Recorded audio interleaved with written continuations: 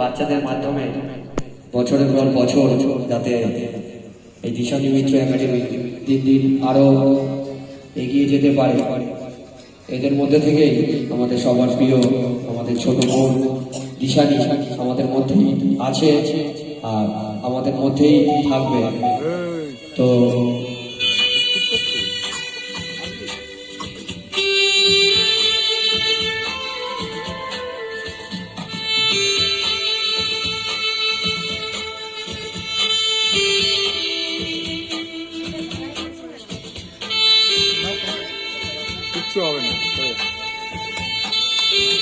সবাই একটু হাতের ভালোবাসার মাধ্যমে এই মুহূর্তটা সাক্ষী হয়ে যাবো সবাই।